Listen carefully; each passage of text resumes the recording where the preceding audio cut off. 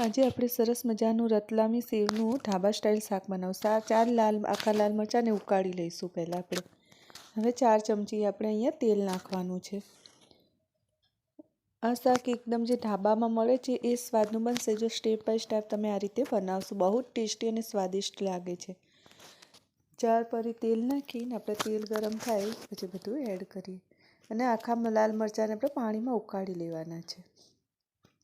હવે આપણે 1 ચમચી હિંગ અને નાની 2 ચમચી જીરું નાખ્યું જે આપણે મસાલામાં આવે છે એ ચમચી અને 1 આખું લાલ મરચું અને 3 મીડિયમ સાઇઝના ટામેટાં લેવાના છે। મરચાંને આ રીતે આપણે ઝીણા સમારી લેવાના। જે આપણે લાલ મરચું ઉકાળ્યું હતું તેને પણ આ રીતે મેં કટરિયાની મદદથી ક્રશ કરી લીધું છે એ પણ આની અંદર આપણે એડ કરી લીલા મરચાંને ઝીણા સમારી અને બંનેને આ રીતે આપણે એડ કરી દેવાનું છે। આખા લાલ મરચાંથી બહુ સરસ ટેસ્ટ આવશે આ રીતે તમે ક્રશ કરીને નાખશો તો।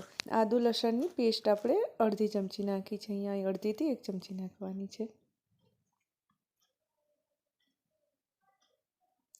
હવે આદુ લસણ સારી રીતે સંતળાઈ જાય પછી આપણે એની અંદર બધો મસાલો એડ કરીશું।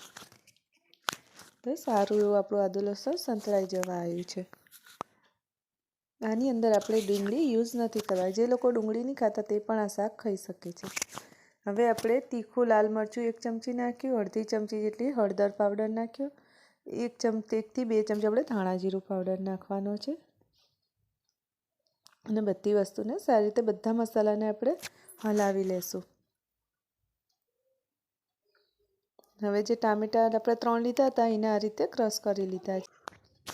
હવે સારી રીતે આપણે એને હલાવી લેશું, એના અંદરથી તેલ છૂટું પડે ત્યાં સુધી આપણે એને થવા દેવાનું છે, ટામેટાં બરાબર કૂક થઈ જાય। હવે આપણે સ્વાદ મુજબ મીઠું નાખવાનું છે, આપણે પહેલાં એડ નહોતું કર્યું અને મીઠું અને મસાલા આપણે જોઈને એડ કરવાના છે। કાશ્મીરી લાલ મરચું મેં અહીંયા 1 ચમચી નાખ્યું, કારણ કે આપણી જે રતલામી સેવ છે એની અંદર તીખાશ પણ હોય છે અને ખારાશ પણ હોય છે, એટલે મીઠું પણ સ્વાદ મુજબ અને તીખાશ પણ થોડી ઓછી નાખવાની છે, નહીં તો તીખું બની જશે શાક। અહીંયા મેં તીખું લાલ મરચું 1 જ ચમચી એડ કર્યું છે અને 1 ચમચી કાશ્મીરી લાલ મરચું એડ કર્યું છે। તો આપણું તેલ સારું એવું છૂટું પડી ગયું છે ને આપણો મસાલો થઈ ગયો। હવે આપણે 1 ગ્લાસ પાણી નાખવાનું છે। અહીંયા મેં અત્યારે અડધો ગ્લાસ નાખ્યું, થોડું ઉકળે પછી બીજો અડધો થોડુંક નાખીશ। હવે રતલામી સેવ આપણે 1 વાટકી જેટલી મેં અહીંયા લીધી છે નાખવાની, અડધો ગ્લાસ નાખી આ રીતે મેં, તો હજી પાણીની આપણને જરૂર છે તો આપણે અડધો ગ્લાસ નાખશું એટલે ફૂલ થઈને 1 થી પોણો ગ્લાસ આપણે પાણી જોઈશે આની અંદર 1 વાટકીના અંદર। હવે આપણે ગરમ મસાલો અડધી ચમચી નાખવાનો, ગરમ મસાલો જરૂર નાખો એનાથી ટેસ્ટ બહુ સ્વાદ આવે છે, ટેસ્ટ એકદમ સરસ લાગશે ગરમ મસાલાથી અને લાસ્ટમાં જ નાખવાનો તો જ એનો ટેસ્ટ આવશે સારો।